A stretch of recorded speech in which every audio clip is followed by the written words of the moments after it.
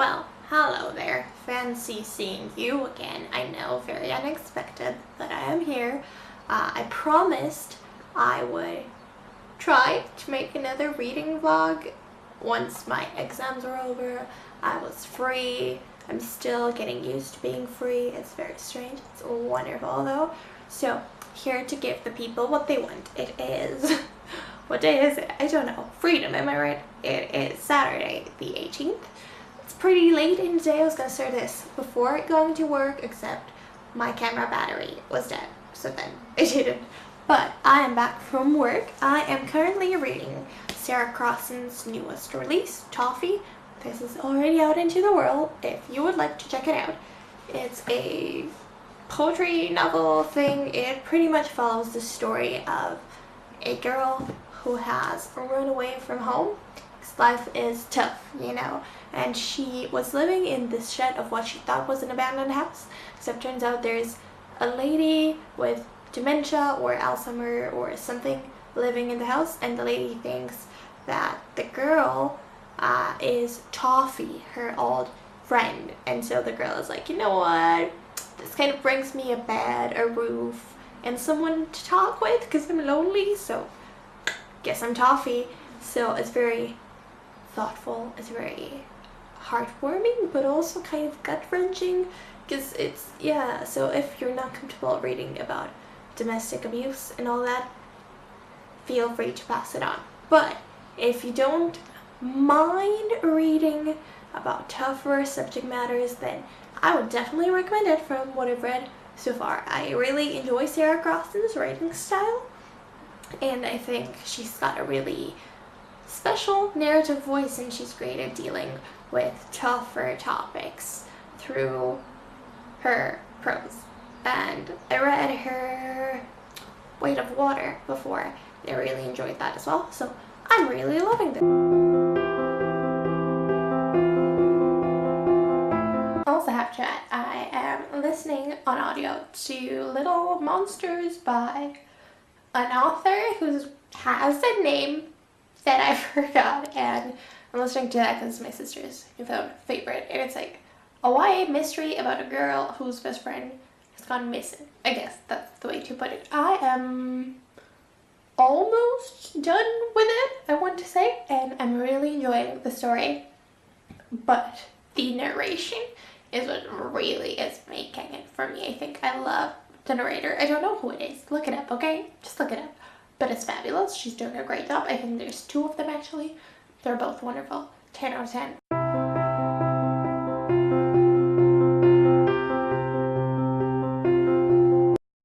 Hello, it is midnight. I have finished Toffee. It was a very solid read. 10 out of 10 would recommend. I can start the MYTHTAKE Reads group book tomorrow, which is Daughter of the Forest.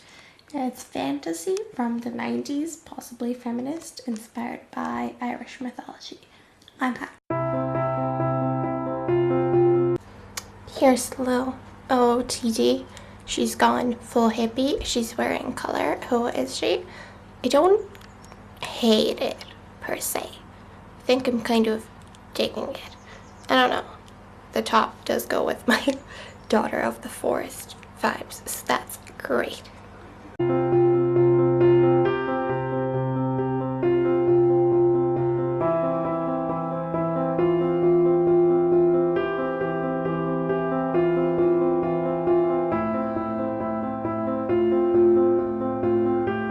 Hello, so I have returned from work now, and I just realized I don't think I've given you a background about MYTHTAKE Reads or whatever. I think I mentioned it at least. But anyway, so it's a kind of book club slash read along slash, I guess you could consider it a readathon of sorts. It was created by Ashley and Charlotte, lovely ladies. We'll link both of them down below, as well as the MYTHTAKE Twitter, because it's great, and it pretty much just encourages you to read some books that are inspired by myths, or they're myths themselves, or whatever. And usually they have like a theme and then a group book, kind of. I think I'm explaining this correctly. I hope so. Anyway, so this month it is European fairy tales, folklore, myths, all the sort. And the group book is Daughter of the Forest by Juliette Marillier. Is she French? Probably not. Am I butchering it? Who knows? Anyway, this lady. And this is a loose retelling of a originally Germanic tale of the swans, and it's set in an Irish setting. It's kind of medieval, and it's loosely retelling the story of the children of Lear and everything. And I'm not very far in. I think I read about 15-ish pages on my lunch break, but I am enjoying it. It is, however, quite chunky, so it might take me a while. I do have tomorrow off, but it is my lady mother's birthday, so might read, might go hiking, might die in a hole, who knows, you know, the world's your oyster. But I do want to get some more of this read before the month ends so I can discuss it, and also because I am enjoying it. Trigger warning though, the girls from the group did let me know that there is a graphic rape scene at some point in this, so I'm not sure if I'm prepared for that, so I thought I would let you know as well.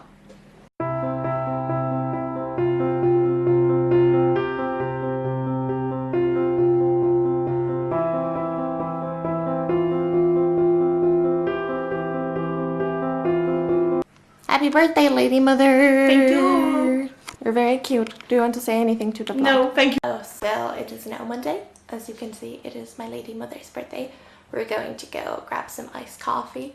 Love iced coffee. And then we're gonna go on a real nice walk and a hike.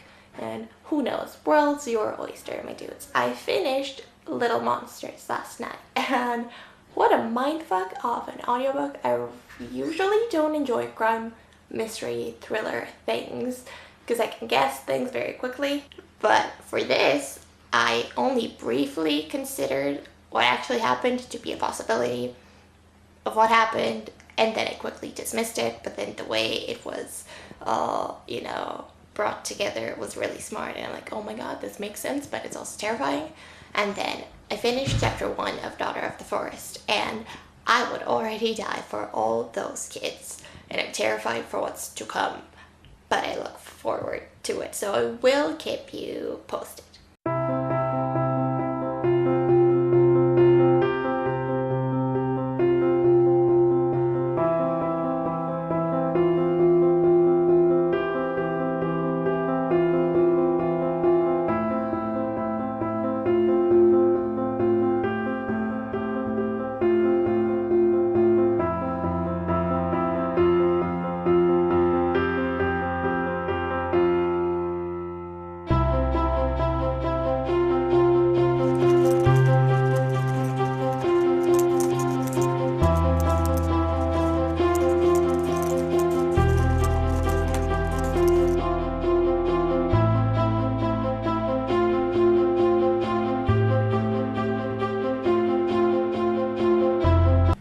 Hello, so I am running late-ish for work, by which I mean I'm just less early than I usually am, which is stupid early, so I'm still, you know, on track. It's just that nothing has really been going for me this morning, you feel? I keep dropping things, I keep just, it's a mess, you know, it's fine. But I still thought I would come bring you a reading update. So I am just about, how far through am I? Just about 120-ish pages into Daughter of the Forest, and I'm really getting into it now. Like, I was enjoying it before, but I'm proper invested in it at this point. So I really enjoy the characters. I really enjoy the fairy tale vibes it has to it. I think it definitely reads like a European fairy tale. So since that was, you know, the purpose of it, really enjoying that. I think that's going great. What else? I keep being a little bit terrified that the rape scene is just gonna jump out at me, and it's meant to be really graphic, so not really looking forward to that. But Ashley was kind enough to tell me kind of, when to actually expect it. So at least I'm prepared. I'm not quite there yet, but I'm getting closer to it, and I'm just very uncomfortable. I really enjoy the other developments happening. I think the expansion of the world is done in a really interesting way, and then you're seeing it from a child's perspective, and she has these biases, but she's also kind of, I don't know, she's trying to be as objective as she can, because she's not really a child. She's just like one of those very strange, really mature little children. And yeah, I don't know, I keep being reminded that they are old children, and it just makes me very uncomfortable, and I just really want to protect them with my life. And we've just met the antagonist, which is kind of the evil stepmother figure. Don't know how to take her this far. She's kind of terrifying. But she's only terrifying in the sense that they're all buying her bullshit in a way. So I don't know, yeah, it definitely has the fairy tale vibes. And I'm really liking the atmosphere, I'm really liking the magical elements, and there's an unexpected character duel that has been kind of established that I'm enjoying seeing. So that's it so far. I'm gonna get the rest of my face ready, and then I'll talk to you some more. I haven't had time to finish my coffee or have breakfast. Everything is fine. Anyway, here you have an OOTD that you never asked for.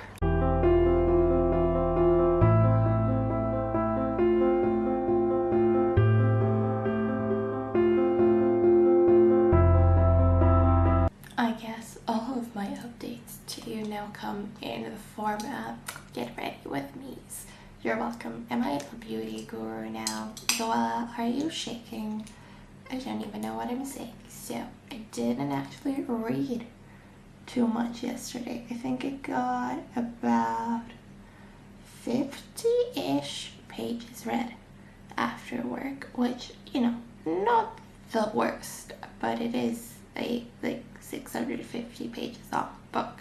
I'm still very much attached to the characters, I think even more so, and I would die for all of them, which is very sad because things are happening, my friends, and I feel like the plot is finally being set into motion as opposed to just having a setup for what is to come. I'm terrified, and it's already very sad, and I love these children and I want them to be safe, but I know they won't be. And just the fact that I have like 500 pages left to see them be in pain pains me. I do, however, have to say, don't think I'm going to get too much read today because I'm in work again, and then on my lunch break I need to read a book about customer service. I know, yes, very exciting. I only have about 20 pages left of that, but we will see. And then after work, I'm meeting my friend Rachel to either grab some food or coffee and see a film. And I might be able to sneak in some reading before Rachel gets to where we're meeting.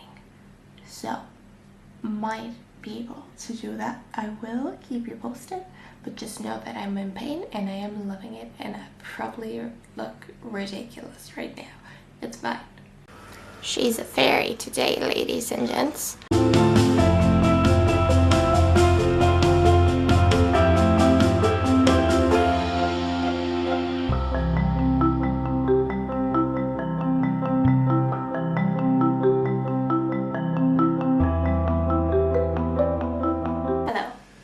p.m.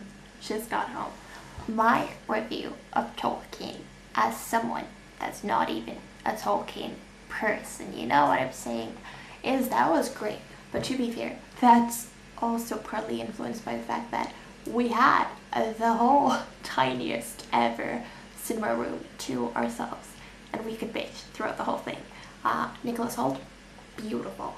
Lily Collins, beautiful. Costume department, stunning. It was a good film in that really quiet and understated kind of way, which I can really appreciate, but it also still packed an emotional punch, kind of. I was crying, I was sobbing a little bit, silently at some points. So, you know, I can definitely respect that. The acting was good. I think even the child actors were superb, fabulous. So yes, I also didn't read more than 20 pages, I'd say, on the train home because I'm nearing the rape scene. Don't want it, and also I'm just like at the really, really sad parts already. I have like 500 pages left. So that's a lot of sadness, you know what I'm saying. But it didn't go to Starbucks before Rachel arrived because I walked to the pier to take some Instagram shots. Follow me on Instagram if you don't already. But yes, HarperCollins Ireland were kind enough to send me the new Sarah Dessen. Thank you, Jack. Love having a contact inside publishing, so that's great. So I was very excited and wanted to take some nice bookstagrams, or nice enough, you know. So did that, but didn't read.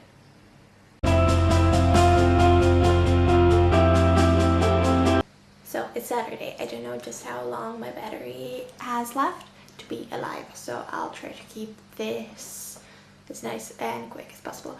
I have had some very long, very busy days at work, which is why I haven't really brought any updates to you, and also I didn't really have any more quality thoughts to share. So basically, I'm making good progress through the book. I'm about halfway through. I want to say enjoying it, but I don't know if I'm enjoying it since it is a very tough read emotionally at times, but it is very, very good. And it's very easy to get sucked right into the world and the story, and I'm still rooting for the protagonist. And the story just takes all these different twists and turns and just goes places that I never expected to, and also it has fairies, so it's a very interesting use of that quote-unquote creature, I guess. So yes, very good. I also showed you some books that I came with from work yesterday. It was very funny to see me carrying them all because our kids buyer was trying to get things out of the kids proof cupboard. She very kindly let me take some books home, which was beautiful. I have the day off tomorrow. I'm heading into work now. Did I mention that? I don't know. I have the day off tomorrow, so that would be beautiful. And then I'm going to a book club meeting on Monday, and then I have a nail appointment on Tuesday, and then I have most of next week off. But it's very busy, but I'll try to read as much as I possibly can because it's so good.